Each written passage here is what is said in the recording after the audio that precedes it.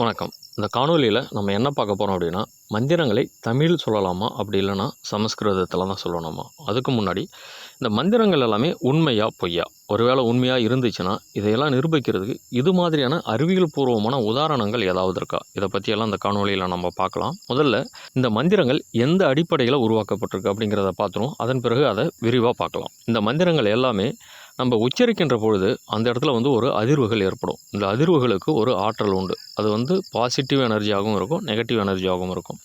இந்த அடிப்படையில் தான் இந்த மந்திரங்கள் உருவாக்கப்பட்டிருக்கு. அது எப்படி அப்படிங்கிறத அறிவியல் பூர்வமான உதாரணங்களோட விரிவாக நம்ம இப்போ பார்க்கலாம். இப்போது நம்ம பேசுகிற அந்த வார்த்தைகள் எல்லாமே அடுத்தவங்களுக்கு எப்படி கேட்குது? நம்ம உச்சரிக்கின்ற பொழுது அந்த உச்சரிப்பிலிருந்து ஒலி அலைகள் உருவாகும். அந்த ஒலி அலைகள் அடுத்தவங்களுடைய காதுகளுக்கு சென்று அங்கேருந்து மூளைக்கு கடத்தப்படும். மூளை அடுத்தவங்க என்ன பேசுனாங்க அப்படிங்கிறத அவருக்கு உணர்த்தும், அவரும் தெரிஞ்சுப்பார். இதுதான் அங்கே அறிவியல் பூர்வமாக நடக்கக்கூடியது. அப்போ இதிலேருந்து என்ன தெரிய வருது அப்படின்னா, நம்ம பேசக்கூடிய இந்த வார்த்தைகள் எல்லாமே ஒலி அலைகளாகத்தான் வெளியில் வரும் அப்படிங்கிறது தெரியுது.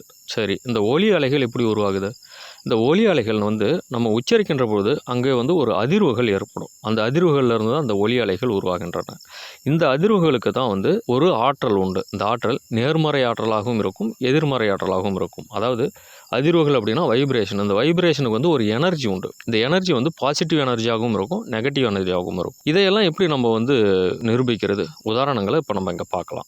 இந்த உலகத்தில் இருக்கக்கூடிய எந்த ஒரு பொருளாக இருந்தாலும் சரி, எந்த ஒரு செயலாக இருந்தாலும் சரி, அதிலிருந்து எப்போவுமே ஒரு ஆற்றல் வெளிப்பட்டுக்கிட்டே தான் இருக்கும். உதாரணத்துக்கு ஒரு காந்தத்தை எடுத்துப்போமே. இப்போ காந்தத்திலேருந்து எப்பொழுதுமே அதனுடைய ஆற்றலான காந்தப்புலம் வெளிப்பட்டுக்கிட்டே தான் இருக்கும். அதனால தான் நீங்கள் எப்போ அது பக்கத்தில் இன்னொரு காந்தத்தை எடுத்துகிட்டு போனீங்கன்னா ஒன்று தள்ளவோ இல்லை ஈர்க்கவோ செய்யும். அதே போல் இன்னொரு உதாரணம் நெருப்பை எடுத்துக்கும். இந்த அக்னியிலேருந்து எப்போவுமே அதனுடைய ஆற்றலான வெப்பம் வெளிப்பட்டுக்கிட்டே தான் இருக்கும். எப்போவாவது நெருப்பு கூலிங்காக இருந்தது அப்படின்னு நம்ம சொல்லி கேள்விப்பட்டிருக்கோமா? இருக்காது. ஏன் அப்படின்னா, நெருப்பு அப்படின்னாலே அதுலேருந்து எப்போவுமே அந்த வெப்பம் வெளிப்பட்டுக்கிட்டே தான் இருக்கும். அதுதான் அதனுடைய ஆற்றல். அப்போ இதிலேருந்து என்ன தெரிய வருதுன்னா, எந்த ஒரு பொருளாக இருந்தாலும் சரி, எந்த ஒரு செயலாக இருந்தாலும் சரி, அதிலேருந்து எப்பொழுதுமே ஒரு ஆற்றல் வெளிப்பட்டுக்கிட்டே தான் இருக்கும். அந்த ஆற்றலுக்கு ஒரு சக்தி உண்டு. அது நேர்மறை ஆற்றலாகவும் இருக்கும், எதிர்மறை ஆற்றலாகவும். அதாவது அது பாசிட்டிவ் எனர்ஜியாகவும் இருக்கும், நெகட்டிவ் எனர்ஜியாகவும் இருக்கும். இதுக்கு ஏதாவது உதாரணங்கள் இருக்கா அப்படின்னா இப்போ பார்க்கலாம். அதாவது ஒரு அணு கழிவுகளை எடுத்துக்குவோம். இந்த அணு கழிவுகளிலிருந்து வெளிப்படுகின்ற அதனுடைய ஆற்றல் மனிதர்களுக்கு புற்றுநோய் முதலான பல கொடுமையான நோய்களை உருவாக்கக்கூடிய அளவுக்கு ஆற்றல் கொண்டது. அப்போ இது எதிர்மறை ஆற்றல்.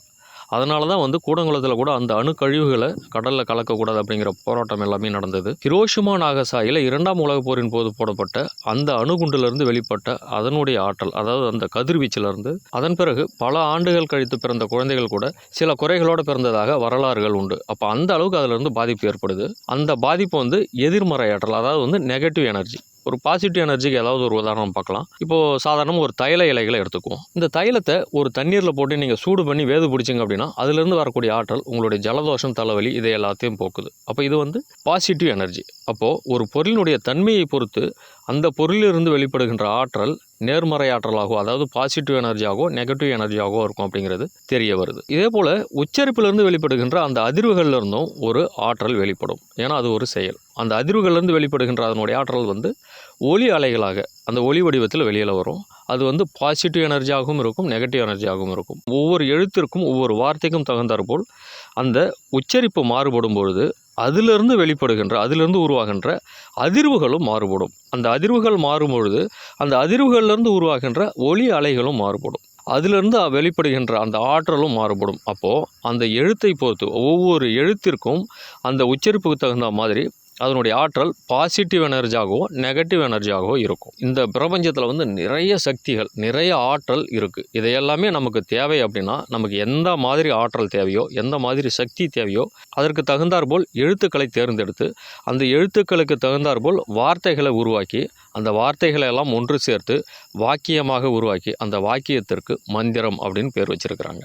அப்போது அந்த மந்திரங்களை உச்சரிக்கும் பொழுது அதிலிருந்து உருவாகின்ற அந்த அதிர்வுகள்லேருந்து ஒரு ஆற்றல் நமக்கு இந்த சக்திகளை பெற்றுத்தரும். அப்போ இதிலிருந்து என்ன தெரிய வருது அப்படின்னா, உங்களுக்கு எந்த மாதிரியான ஆற்றல், எந்த மாதிரியான சக்தி தேவையோ அந்த வார்த்தைகளை நீங்கள் உச்சரிக்கும் பொழுது தான் அந்த ஆற்றல் உங்களுக்கு கிடைக்கும். இப்போ இதில் நீங்கள் மொழியை பார்க்கக்கூடாது. ஏதோ ஒரு வார்த்தையை உச்சரிக்கும் பொழுது அதிலிருந்து ஏற்படுகின்ற அந்த வைப்ரேஷன் மூலமாக உங்களுக்கு ஆற்றல் கிடைக்கிது அப்படின்னா, அப்போ அதை நீங்கள் ஒரு வார்த்தையாக தான் பார்க்கணுமே தவிர மொழியாக அங்கே பார்க்கக்கூடாது. இப்போது உங்களுக்கு ஒரு தலைவலி, அப்போது தலைவலிக்கு உண்டான மாத்திரையை எடுக்கும்பொழுது தான் அதற்குண்டான தீர்வு கிடைக்கும். அதை விட்டுட்டு இது பச்சை கலரில் இருக்குது, இந்த மாத்திரை எனக்கு பிடிக்காது, மஞ்சள் கலர் மாத்திரை தான் பிடிக்கும் அப்படின்னா அது வந்து வேறு ஏதோ ஒரு வியாதிக்கு உண்டான ஒரு மாத்திரையாக இருக்கலாம். இப்போ உங்களுக்கு தலைவலி இருக்குது அப்படின்னா தலைவலிக்கு உண்டான மாத்திரையை தான் பார்க்கணுமே தவிர அதில் போய் நீங்கள் கலரை பார்க்கக்கூடாது. அதே போல் உங்களுக்கு ஒரு சக்தி வேணும் அப்படின்னா அதற்குண்டான வார்த்தைகளை உச்சரிக்கும் பொழுது அந்த வைப்ரேஷன் மூலமாக உங்களுக்கு அந்த ஆற்றல் கிடைக்கும். இங்கே வந்து நீங்கள் அதை ஒரு வார்த்தையாக அதை மந்திரமாக பார்க்கணுமே தவிர அங்கே போய் நீங்கள் மொழியை பார்க்கக்கூடாது.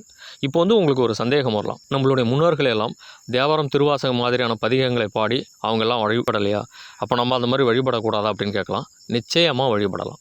நீங்கள் சாதாரணமாக ஒரு ஆலயத்துக்கு போயிட்டு கடவுளை வழிபட்டாலே கடவுளுடைய அனுகிரகம் அனுகூலம் முழுமையாக உங்களுக்கு கிடைக்கும். அப்படிங்கிறப்போ இது மாதிரியான தேவாரம் திருவாசகம் மாதிரியான பதிகங்களை பாடி நீங்கள் கடவுளை வழிபட்டீங்க அப்படின்னா கடவுளுடைய அனுகிரகம் முழுமையாக உங்களுக்கு கிடைக்கும். அதில் எந்த மாற்று கருத்துமே கிடையாது. அதே நேரத்தில் உங்களுக்கு ஒரு குறிப்பிட்ட ஒரு ஆற்றல் சக்தி வேணும் அப்படின்னா அதற்குண்டான வார்த்தைகளை உச்சரிக்கும் பொழுது மட்டும்தான் அதுக்குண்டான அந்த அதிர்வுகள் ஏற்பட்டு அதன் மூலமாக உங்களுக்கு அந்த ஆற்றல் கிடைக்கும். அப்போ அது வேறு இது வேறு. அங்கே வந்து நீங்கள் மொழியை பார்க்கக்கூடாது. இப்போது ஆலயங்கள் எந்த அடிப்படையில் உருவாக்கப்பட்டிருக்கு, எந்த அடிப்படையில் இங்கே சக்தி கிடைக்கிது அப்படின்னு பார்த்தீங்கன்னா, உதாரணத்துக்கு இப்போ ஒரு எக்ஸ்ரே எடுக்கக்கூடிய ஒரு அறைக்குள்ளே போவோம். அங்கே வெளியிலே ஒட்டியிருப்பாங்க அனுமதியின்றி உள்ளே வரக்கூடாது அப்படின்னு சொல்லி. நீங்கள் அவங்க கிட்ட கேட்டிங்கன்னா ஒரு காரணம் சொல்லுவாங்க, இந்த கருவியிலிருந்து வரக்கூடிய அந்த கதிர்வீச்சு இந்த அறைக்குள்ளே வந்தீங்கன்னா உங்களுடைய உடம்பை வந்து அது பாதிக்கும் அப்படின்னு சொல்லுவாங்க. இதுலேருந்து என்ன தெரிய வருதுன்னா, ஏதாவது ஒரு பொருளிலிருந்து வெளிப்படுகின்ற அதனுடைய கதிர்வீச்சு அந்த இடம் முழுவதுமே பரவி இருக்கும் அப்படிங்கிறது நமக்கு அறிவியல் பூர்வமாகவே தெரிய வருது. இதே போல் தான் நம்ம மந்திரங்களை உச்சரிக்கின்ற பொழுது அந்த இடத்துல ஒரு ஆற்றல் கிடைக்கிது இல்லைங்களா, அந்த ஆற்றல் அந்த இடம் முழுவதுமே பரவி இருக்கும். ஒவ்வொரு ஆலயத்திலையும் ஒவ்வொரு தகடு வச்சுருப்பாங்க, அதை வந்து சக்கரம் அப்படின்னு சொல்லுவாங்க. அந்த மூலவருக்கு கீழே வச்சுருப்பாங்க.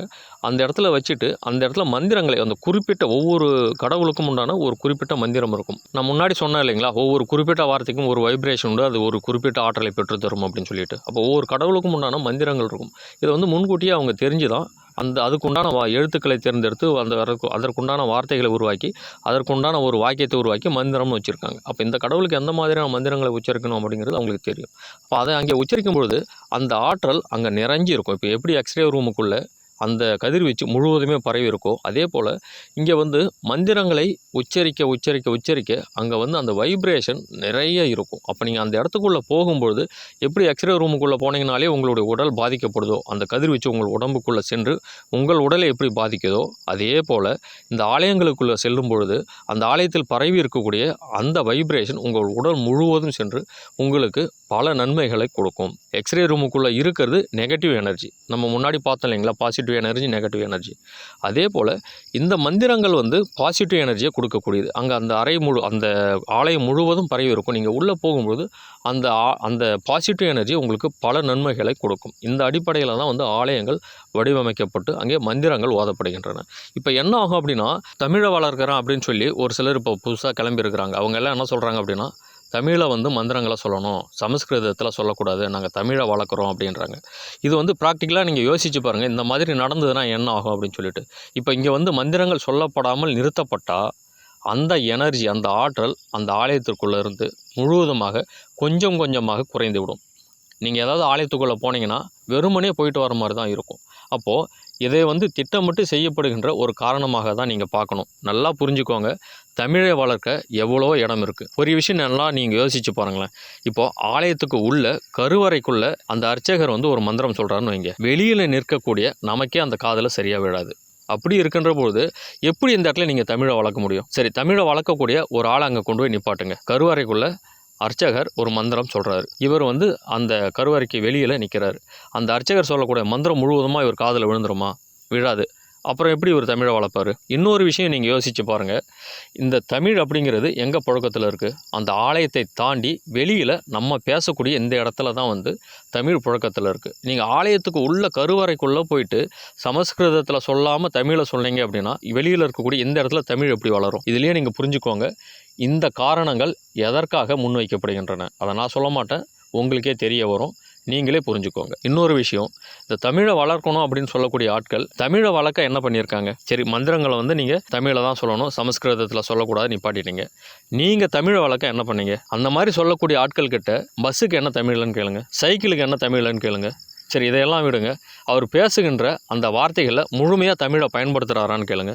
கிடையாது. அந்த ஆங்கில கலப்போட தான் இன்னமும் பேசிக்கிட்டு இருக்காங்களே தவிர இது வரைக்கும் தமிழை வளர்க்க அவங்க எதுவுமே பண்ணதில்லை. முதல்ல தமிழை வளர்க்கணும் அப்படின்னா முழுமையாக தமிழை எப்போ நம்ம பேச ஆரம்பிக்கிறோமோ அப்போவே தமிழ் வளர ஆரம்பிச்சிடும். அது போக தமிழை நம்ம முழுமையாக படிக்க ஆரம்பிக்கணும். இதையெல்லாம் விட்டுட்டு கருவறைக்குள்ளே ஏதோ ஒரு இடத்துல சமஸ்கிருதத்தில் சொல்லக்கூடிய அந்த மந்திரத்தை நிப்பாட்டுறதுனால தமிழ் எந்த விதத்துலேயும் வளராமல் இருக்க போகிறதில்ல. நம்ம செய்ய வேண்டியது வெளியில் நடக்கக்கூடிய இந்த விஷயங்களை மாற்றணும். மீண்டும் இதே போல் ஒரு நல்ல காணொலியில் சந்திக்கலாம். இந்த காணொலி உங்களுக்கு பிடிச்சிருந்தது அப்படின்னா உங்களுடைய நண்பர்களுக்கும் தெரிஞ்சவங்களுக்கும் ஷேர் பண்ணுங்கள். மறக்காமல் லைக் பண்ணுங்கள். இது வரைக்கும் நம்ம சேனலை சப்ஸ்கிரைப் பண்ணாதவங்க சப்ஸ்கிரைப் பண்ணிவிட்டு பக்கத்திலே இருக்கக்கூடிய பெல் பட்டனை ப்ரெஸ் பண்ணுங்கள். அப்போ தான் நம்ம போடக்கூடிய ஒவ்வொரு வீடியோவும் உங்களுக்கு நோட்டிஃபிகேஷனில் வரும். நீங்களும் மறக்காமல் பார்த்து நிறைய விஷயங்களை தெரிஞ்சுக்க முடியும். நன்றி.